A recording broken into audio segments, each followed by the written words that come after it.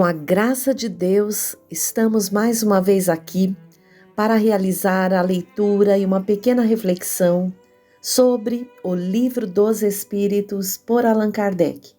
Nós estamos no livro 3º, capítulo 2, Lei de Adoração, item 5, Politeísmo.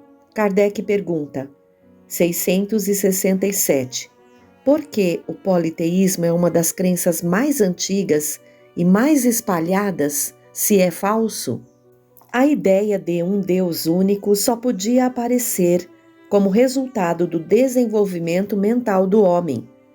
Incapaz, na sua ignorância, de conceber um ser imaterial sem forma determinada, agindo sobre a matéria, ele lhe havia dado os atributos da natureza corpórea, ou seja, uma forma e uma figura, e desde então, tudo o que lhe parecia ultrapassar as proporções da inteligência comum tornava-se para ele uma divindade. Tudo quanto não compreendia devia ser obra de um poder sobrenatural, e disso, a acreditar em tantas potências distintas, quantos os efeitos pudesse ver, não ia mais do que um passo. Mas em todos os tempos, houve homens esclarecidos que compreenderam a impossibilidade dessa multidão de poderes para governar o mundo sem uma direção superior e se elevaram ao pensamento de um Deus único. Então, fica claro a resposta. Poli significa muitos. E teísmo se refere a Deus. Vejam que, conforme o homem evolui e se torna lúcido, mais certeza ele tem de que um único Deus que ainda não compreendemos criou a tudo e a todos. 668. Os fenômenos espíritas, sendo produzidos desde todos os tempos e conhecidos desde as primeiras eras do mundo, não podem ter contribuído para a crença da pluralidade dos deuses?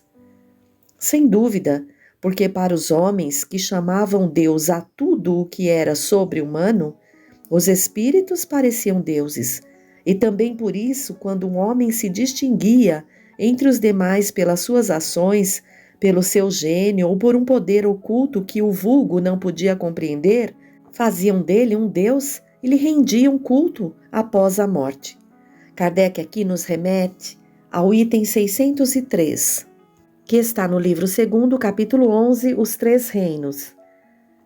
Nos mundos superiores, os animais conhecem a Deus? Não, o homem é um Deus para eles, como antigamente os espíritos foram deuses para os homens. Voltando à pergunta 668, há uma nota de Allan Kardec que nos diz: a palavra Deus tinha entre os antigos uma acepção muito extensa. Não era como em nossos dias, uma designação do Senhor da natureza, mas uma qualificação genérica de todos os seres não pertencentes às condições humanas. Ora, tendo as manifestações espíritas lhes revelado a existência de seres incorpóreos que agem como forças da natureza, eles os chamaram deuses, como nós os chamamos espíritos. Uma simples questão de palavras, com a diferença de que, em sua ignorância, entretida deliberadamente pelos que tinham interesse em mantê-la, elevaram templos e altares lucrativos a esses seres, enquanto para nós eles não passam de criaturas nossas semelhantes, mais ou menos perfeitas, despojadas de seu envoltório terreno. Se estudarmos com atenção os diversos atributos das divindades pagãs, reconheceremos sem dificuldade todos os que caracterizam os nossos espíritos, em todos os graus da escala espírita, seu estado físico nos mundos superiores, todas as propriedades do perispírito e o papel que exercem no tocante às coisas terrenas. O cristianismo, vindo aclarar o mundo com a sua luz divina, não podia destruir uma coisa que está na própria natureza, mas fez que a adoração se voltasse para aquele a que realmente pertence. Quanto aos espíritos, Sua lembrança se perpetuou sob diversos nomes, segundo os povos, e suas manifestações, que jamais cessaram, foram diversamente interpretadas e frequentemente exploradas sob o domínio do mistério. Enquanto a religião as considerava como fenômenos miraculosos, os incrédulos as tomaram por charlatanice. Hoje, graças a estudos mais sérios, feitos à plena luz, o Espiritismo, liberto das ideias supersticiosas que o obscureceram através dos séculos, nos revela um dos maiores e mais sublimes princípios da natureza. Muito bem, item 6, sacrifícios. Pergunta de Allan Kardec, 669. A prática dos sacrifícios humanos remonta à mais alta antiguidade. Como foi o homem levado a crer que semelhantes coisas pudessem agradar a Deus? Primeiro, porque não compreendia Deus como sendo a fonte da bondade. Entre os povos primitivos, a matéria sobrepõe-se ao espírito. Eles se entregam aos instintos animais e por isso são geralmente cruéis, pois o senso moral ainda não se encontra neles desenvolvido.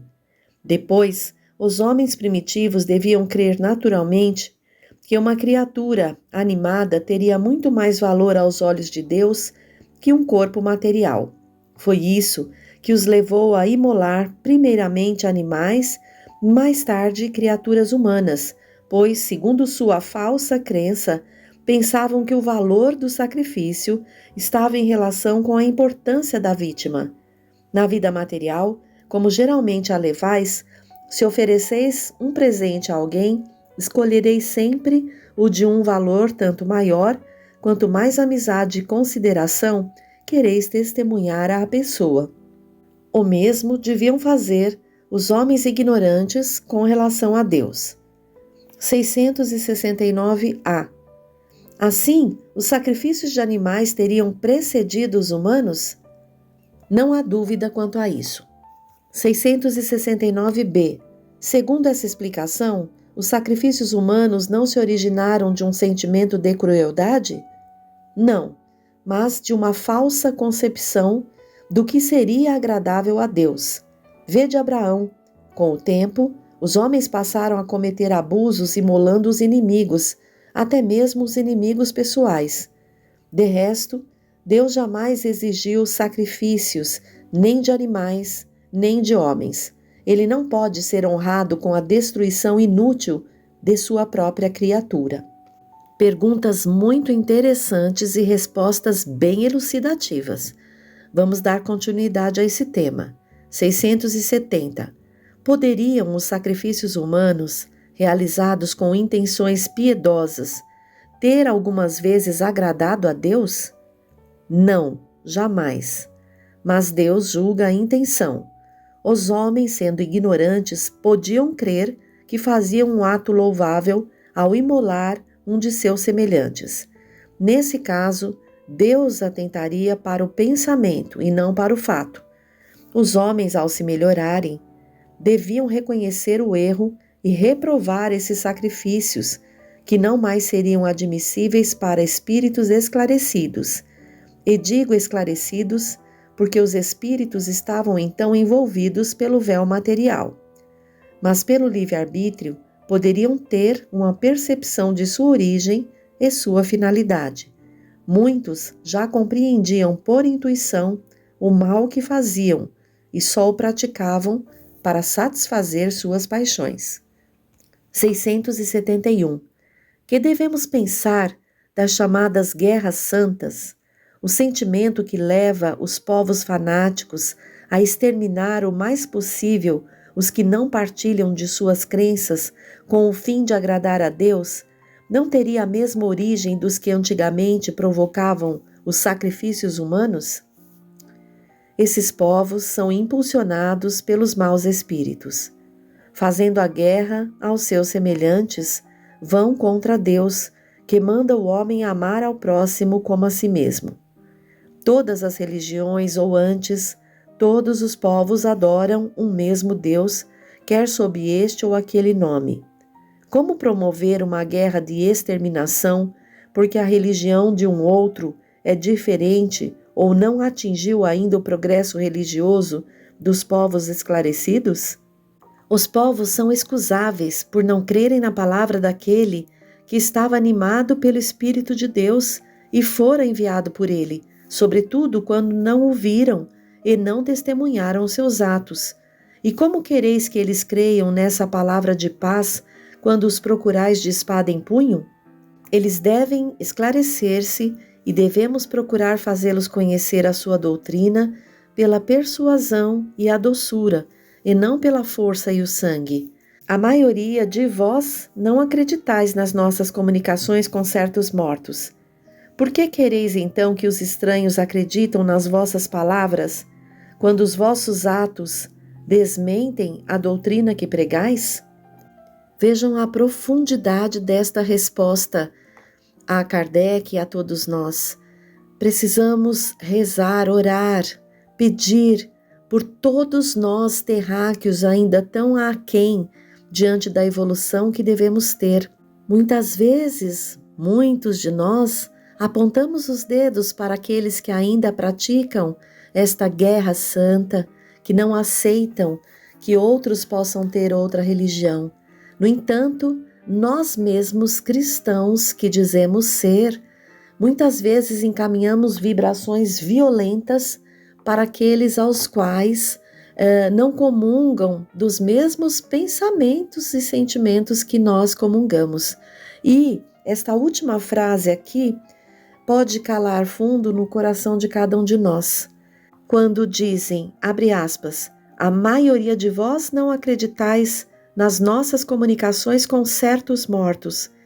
Por que quereis então que os estranhos acreditem nas vossas palavras, quando os vossos atos desmentem a doutrina que pregais? Fecha aspas. Aqui está um ponto muito importante para as nossas reflexões e busca de mudanças, transformações, para que possamos ser vistos como criaturas coerentes. Pois que esse Deus único nos vê intimamente, cada intenção, cada pensamento. Não podemos nos esconder desse Pai amoroso. Pergunta 672. A oferenda dos frutos da terra teria mais mérito aos olhos de Deus que o sacrifício dos animais?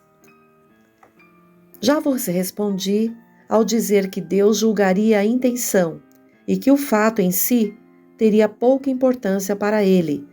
Seria evidentemente mais agradável a Deus a oferenda de frutos da terra que a de sangue das vítimas. Como vos dissemos e repetimos sempre, a prece dita do fundo do coração é 100 vezes mais agradável a Deus que todas as oferendas que lhe pudesseis fazer. Repito que a intenção é tudo e o fato, nada. Pergunta 673 de Allan Kardec. Não haveria um meio de tornar essas oferendas mais agradáveis a Deus, consagrando-as ao amparo dos que não têm sequer o necessário? E, nesse caso, o sacrifício dos animais, realizado com uma finalidade útil, não seria mais meritório que o sacrifício abusivo, que não servia para nada ou não aproveitava senão aos de que nada precisavam? Não haveria algo de realmente piedoso em se consagrar aos pobres as primícias dos bens da terra que Deus nos concede? Deus abençoa sempre os que praticam o bem. Amparar os pobres e os aflitos é o melhor meio de homenageá-lo. Já vos disse, por isso mesmo, que Deus desaprova as cerimônias que fazeis para as vossas preces, pois há muito dinheiro que poderia ser empregado mais utilmente. O homem que se prende à exterioridade e não ao coração é um espírito de vista estreita. Julgai se Deus deve importar-se mais com a forma do que com o fundo. Quanto ensinamento importante! Nesse item sacrifícios, Se podemos algo doar de nós como sacrifício a Deus, querendo agradar a Deus, adorar a Deus, que seja a nossa entrega àqueles que necessitam mais do que nós, que possamos doar do nosso tempo, os trabalhos de nossas mãos, o tempo que dispunharíamos de descanso, ir visitar alguém doente. São várias as situações às quais devemos compreender que esta questão de sacrifício só é agradável a Deus não pela forma exterior com que é feita, mas quando é feita com o coração, com sinceridade, para o alívio das dores de nossos semelhantes. No capítulo 10 do Evangelho segundo o Espiritismo por Allan Kardec, Bem-aventurados os misericordiosos, há um trecho em que lemos o sacrifício mais agradável a Deus. Item 7. Portanto, se estás fazendo a tua oferta diante do altar e te lembrar aí que teu irmão tem alguma coisa contra ti, deixa ali a tua oferta diante do altar e vai te reconciliar primeiro com teu irmão, e depois virás fazer a tua oferta. Esse é um trechinho de Mateus, capítulo 5, versículos 23, 24. E a seguir no item 8, o trecho de Kardec. Quando Jesus disse, abre aspas, vai te reconciliar primeiro com o teu irmão e depois virás fazer a tua oferta, fecha aspas, ensinou que o sacrifício mais agradável ao Senhor é o dos próprios ressentimentos, que antes de pedir perdão ao Senhor, é preciso que se perdoe aos outros e que se algum mal se tiver feito contra um irmão, é necessário tê-lo reparado. Somente assim a oferenda será agradável, porque é proveniente de um coração puro de qualquer mau pensamento. Ele materializa esse preceito porque os judeus ofereciam sacrifícios materiais e era necessário conformar as suas palavras aos costumes do povo. O cristão não oferece prendas materiais, pois que espiritualizou o sacrifício, mas o preceito não tem menos força para ele. Oferecendo sua alma a Deus, deve apresentá-la purificada. Ao entrar no templo do Senhor, deve deixar lá fora todo sentimento de ódio e de animosidade, todo mau pensamento contra seu irmão. Só então sua prece será levada pelos anjos aos pés do Eterno. Eis o que ensina Jesus por estas palavras. Abre aspas. Deixai ali a tua oferta diante do altar, e vai te reconciliar primeiro com o teu irmão. Fecha aspas. Se queres ser agradável a Deus. Vejam, queridos, a importância dessas lições para todos nós. Muitas vezes estamos indo à casa espírita, abraçando trabalhos para auxiliar aos outros, seja ele qual for, porém, estamos com o coração repleto de mágoas, de ressentimentos, não conseguimos perdoar ou mesmo pedir perdão àqueles aos quais tenhamos ofendido. Então, nos ensina aqui, Mateus, através do Novo Testamento, nesse trechinho, qual seria o sacrifício mais agradável a Deus. Ele nos diz: se estás fazendo a tua oferenda diante do altar e te lembrar aí que teu irmão tem alguma coisa contra ti, deixa ali a tua oferenda diante do altar e vai te reconciliar primeiro com o teu irmão, e depois virás fazer a tua oferta. E Allan Kardec vem para não deixar dúvida nenhuma ao nosso entendimento, ao nosso coração, dizer-nos que Jesus ensinou que o sacrifício mais agradável ao Senhor é o dos próprios ressentimentos. Sacrificar os próprios ressentimentos. Que antes de pedir perdão ao Senhor, é preciso que se perdoe aos outros e que se algum mal se tiver feito contra um irmão, é necessário tê-lo reparado. Então, corações, vamos fazer a prece de coração mesmo, um pelo outro, para que a gente consiga destruir em nós uma das maiores mazelas que impedem a nossa comunhão com Deus, que é o orgulho, a vaidade, o egoísmo. Nós estamos num grupo nos redimindo, caminhando juntos para o entendimento das lições do Cristo, que não é a primeira encarnação que estamos escutando essas lições.